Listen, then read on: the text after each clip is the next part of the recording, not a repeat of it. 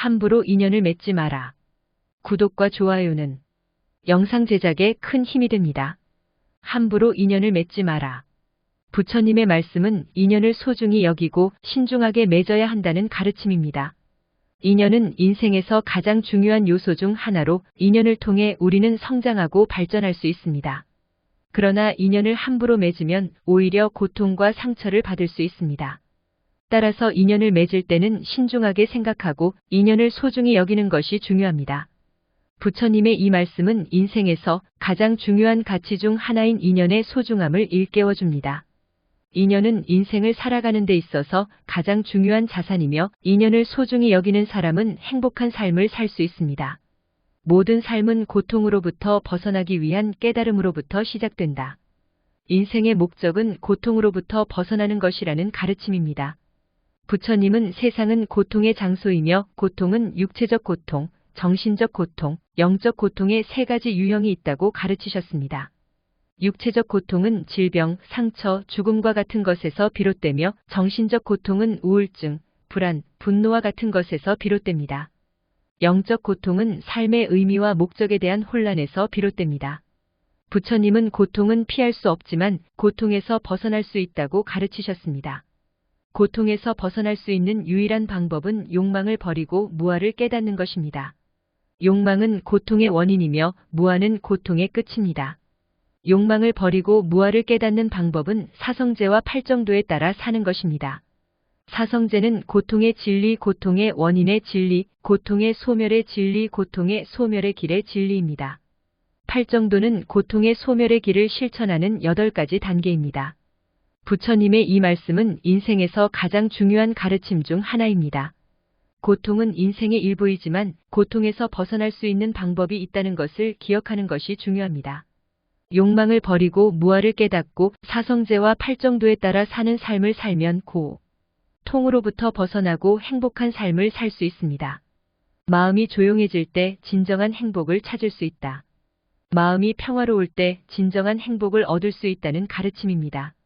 부처님은 마음은 항상 생각, 감정, 감각으로 붐비고 이로 인해 우리는 스트레스, 불안, 고통을 경험한다고 가르치셨습니다.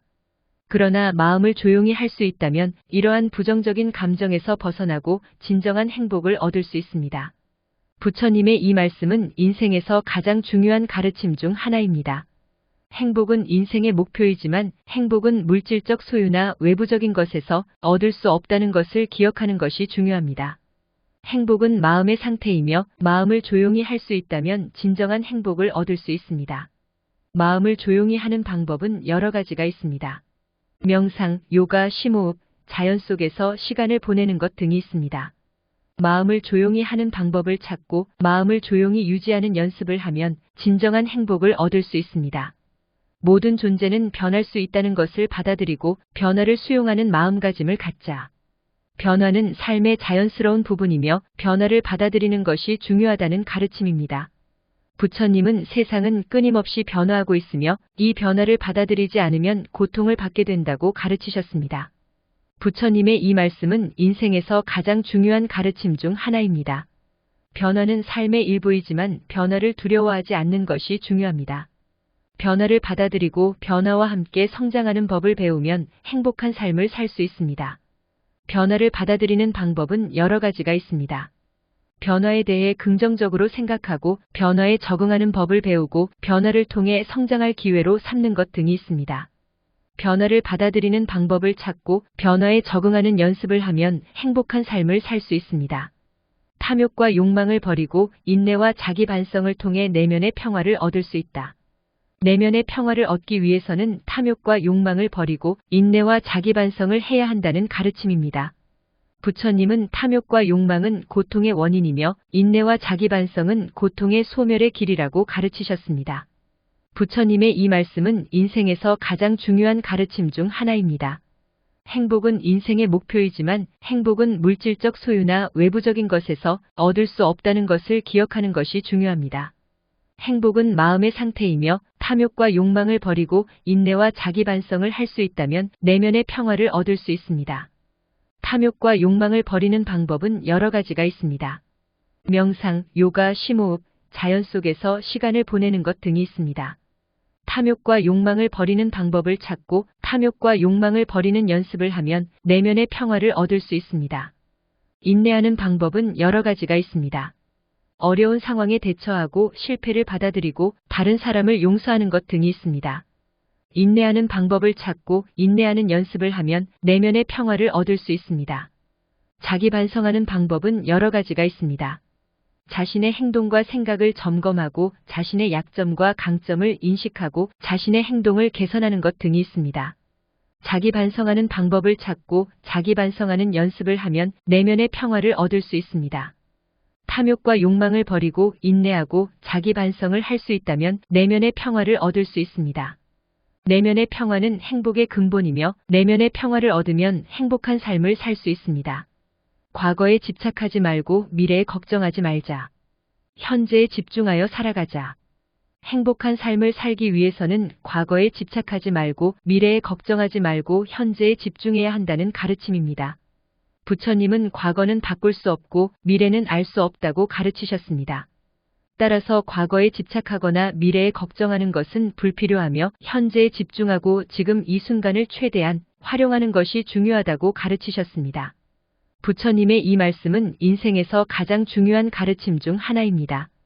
행복은 인생의 목표이지만 행복은 과거나 미래에서 찾을 수 없다는 것을 기억하는 것이 중요합니다. 행복은 현재에서 찾을 수 있으며 현재에 집중하고 지금 이 순간을 최대한 활용하면 행복한 삶을 살 수 있습니다. 현재에 집중하는 방법은 여러 가지가 있습니다. 현재의 경험에 주의를 기울이고 현재의 감정을 인정하고 현재의 생각을 인식하는 것 등이 있습니다. 현재에 집중하는 방법을 찾고 현재에 집중하는 연습을 하면 행복한 삶을 살 수 있습니다. 인생은 고난과 어려움으로 가득 차 있지만 그 속에서도 옳은 삶을 살아갈 수 있는 기회를 찾아야 한다. 이 말씀은 인생은 고통과 고난으로 가득 차 있지만 그럼에도 불구하고 우리가 행복하고 만족스러운 삶을 살 수 있는 기회가 있다는 것을 상기시켜 줍니다. 부처님은 고통은 삶의 일부이지만 고통이 우리를 정의하는 것은 아니라고 가르치셨습니다. 우리는 고통을 극복하고 행복한 삶을 살 수 있으며 옳은 삶을 살기 위해 할 수 있는 일이 많다고 가르치셨습니다. 옳은 삶을 사는 것은 다른 사람에게 친절하고 자비롭고 다른 사람을 해치지 않으며 자신의 행동에 대해 책임을 지는 것을 의미합니다. 옳은 삶을 사는 것은 또한 자신의 신념에 따라 살고 자신의 진정한 자아를 찾고 다른 사람들과 연결하는 것을 의미합니다. 인생은 고난과 어려움으로 가득 차 있지만 그 속에서도 옳은 삶을 살아갈 수 있는 기회를 찾아야 합니다. 옳은 삶을 사는 것은 행복하고 만족스러운 삶을 사는 열쇠입니다. 모든 삶은 상호 연결되어 있으며 서로 의존하고 의미를 가진다는 것을 이해하자. 모든 생명체는 서로 연결되어 있으며 우리는 모두 서로에게 영향을 미친다는 것을 상기시켜 줍니다. 부처님은 모든 생명체는 같은 근원에서 왔으며 같은 운명을 공유한다고 가르치셨습니다. 우리는 모두 같은 우주 법칙에 의해 지배되며 모두 같은 진리에 의해 연결되어 있다고 가르치셨습니다. 우리는 모두 서로 연결되어 있으며 우리는 모두 서로에게 영향을 미친다는 것을 기억하는 것이 중요합니다. 우리가 다른 사람에게 친절하면 세상은 더 친절한 곳이 됩니다. 우리가 다른 사람에게 자비롭다면 세상은 더 자비로운 곳이 됩니다. 우리가 다른 사람에게 친절하고 자비롭다면 세상은 더 나은 곳이 됩니다. 우리는 모두 세상을 변화시킬 힘이 있습니다. 우리는 모두 세상을 더 친절하고 자비로운 곳으로 만들 수 있습니다. 우리는 모두 세상을 더 의미 있는 곳으로 만들 수 있습니다. 모든 삶은 상호 연결되어 있으며 서로 의존하고 의미가 있음을 이해합시다. 우리가 이 진리를 이해할 때 우리는 세상을 변화시킬 수 있습니다. 자비와 배려의 마음을 갖고 모든 존재를 도우며 공동체의 이익을 추구하자. 이 말씀은 우리가 다른 사람에게 친절하고 자비로워야 하며 우리 주변의 세상을 변화시키기 위해 노력해야 한다고 상기시켜 줍니다. 부처님은 자비는 모든 존재의 고통을 끝내고 행복을 얻도록 돕는 것이라고 가르치셨습니다. 배려는 자비의 실천이며 다른 사람의 필요를 충족시키고 행복을 주는 것을 의미합니다. 우리는 다른 사람에게 친절하고 자비로워야 합니다.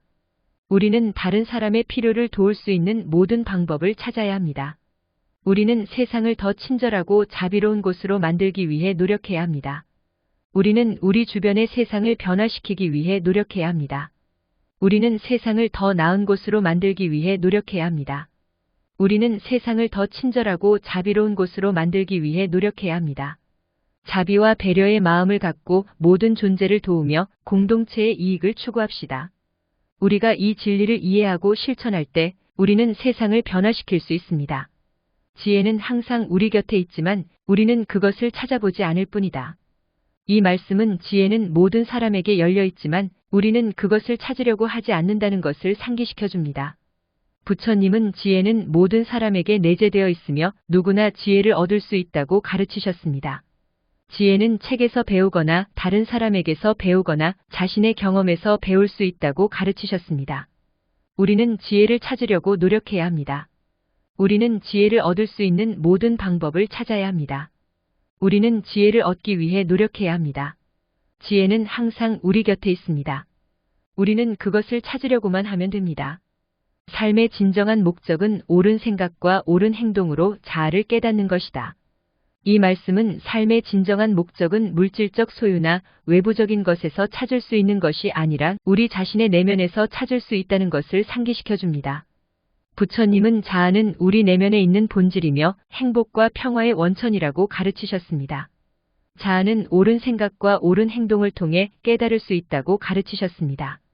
우리는 우리 자신의 내면을 탐구하려고 노력해야 합니다. 우리는 우리 자신의 진정한 본질을 찾으려고 노력해야 합니다.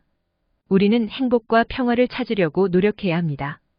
삶의 진정한 목적은 옳은 생각과 옳은 행동으로 자아를 깨닫는 것입니다.